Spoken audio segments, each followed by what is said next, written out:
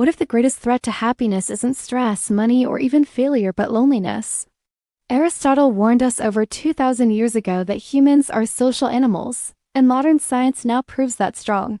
Connections don't just make us happier, they help us live longer. Stay with me because by the end of this video, you'll see why loneliness hurts more than you think and how to protect yourself with one simple practice. When my fiancé and I first lived in a big city, we didn't have many close friends around. Life was busy, distances were long, and we mostly spent our time together.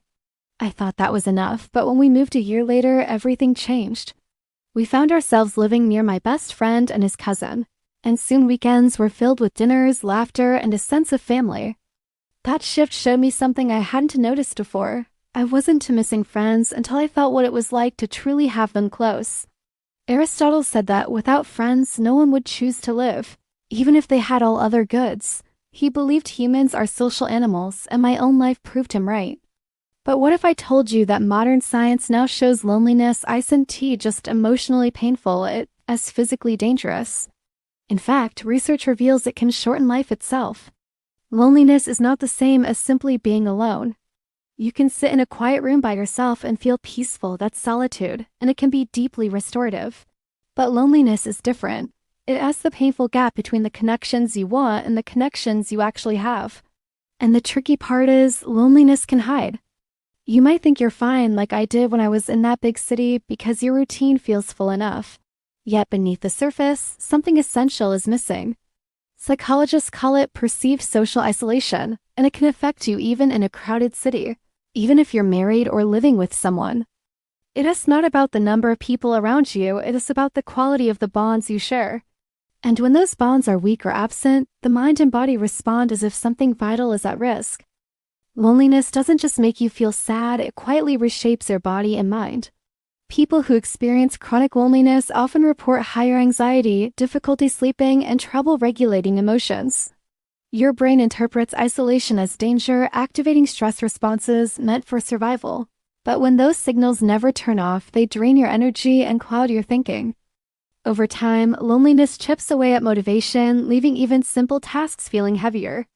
And physically, it doesn't stop at low mood. Loneliness has been linked to higher inflammation, weakened immunity, and a faster decline in overall health. It's like carrying a silent weight that no one else can see.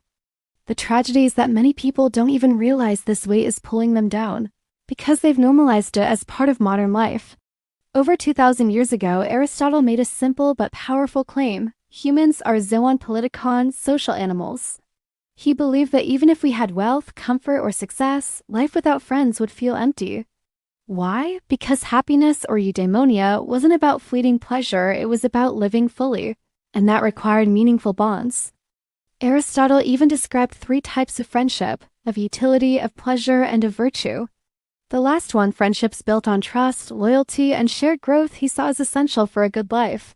And if I think about my own story, those weekly dinners with my best friend and my fiancé's cousin aren't just social events. They're the kind of steady, reliable connections that Aristotle described centuries ago.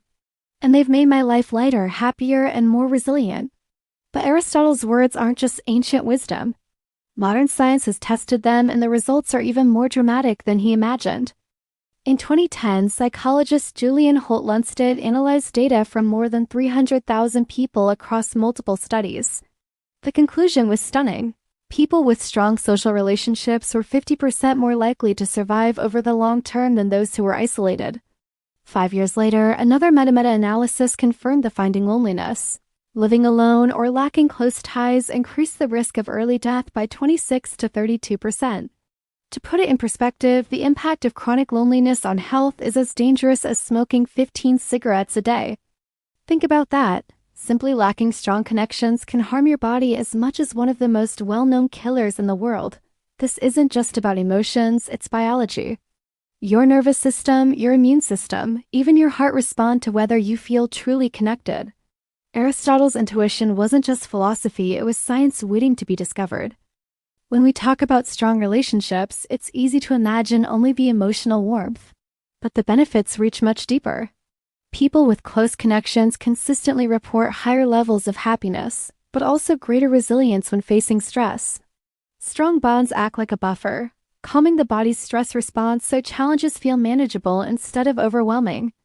Emotionally, they give us a place to express fear, anger, or sadness without judgment, which prevents those feelings from turning toxic. Cognitively, friends and family help us see situations from new perspectives, keeping us from getting stuck in negative loops.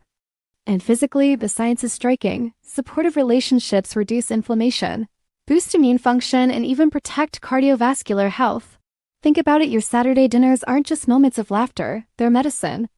They're small rituals that keep your mind steady, your emotions balanced, and your body stronger. Aristotle said a friend is another self. Modern science shows that having that other self literally changes how your body survives. But if the benefits are this clear, why do so many people still struggle to build or maintain close relationships? Let's face the most common objections and break them one by one. If relationships are so powerful, why do so many of us struggle to build or keep them? One common reason is time. In a busy world, people feel they don't have hours to invest in friendships. But the truth is, it's not about hours, it's about consistency. A single shared ritual like a weekly meal or a daily check-in message is often more powerful than occasional grand gestures. Another barrier is fear of rejection or shyness.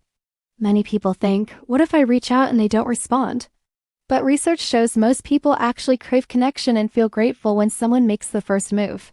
The last big barrier is moving to a new place or drifting apart from old friends. Starting over can feel overwhelming. But again, quality matters more than quantity. One or two trusted people can transform your life more than a crowd of acquaintances ever will. And you don't need to wait for them to appear. Small acts of openness, invitations, and presence are enough to start the spark. Let's make this real with a simple 3-step practice you can try this week. First, reach out. Choose one person you care about and send them a short message today. It doesn't need to be deep or poetic, just a note that says, I was thinking of you, or hope your week is going well. That tiny effort tells the other person they matter, and it opens the door to deeper connection. Second, mark the moment. Pick one time in your week to share with that person: a coffee, a walk, a meal. Put it on your calendar like you would an important meeting, because in truth it is. Consistency is what transforms casual ties into meaningful ones. Third, protect the space. When you're together, resist the urge to check your phone or let distractions steal the moment. Give them your full attention, even for just 30 minutes. This is when trust deepens and bonds grow stronger. Try this ritual for a month and you'll notice the shift not just in your relationships, but in your energy, mood, and even health. Connection heals, and it starts with one small step. So, what's the real secret? Aristotle believed that without friends, no one would choose to live, even if they had all other goods. And centuries later, Holt-Lunstad's research shows that those bonds don't just make life sweeter, they literally make life longer. My own journey from feeling fine in a big city to feeling deeply alive surrounded by close friends confirmed what both philosophy and science have been telling us. Happiness is not built in isolation. It grows in the soil of strong, steady connections. Think of it this way: happiness is a team sport. You don't need dozens of people. You just need a few relationships you nurture with care and consistency. And the practice I shared with you today can be the seed that changes everything. So here's my challenge. This week, who are the 1 or 2 people you will reach out to and invite into your life more deeply? Share their initials in the comments below, and let's start a ripple of connection together. And if this video inspired you, subscribe now, because every week we dive into new ways to live lighter, happier, and more fulfilled.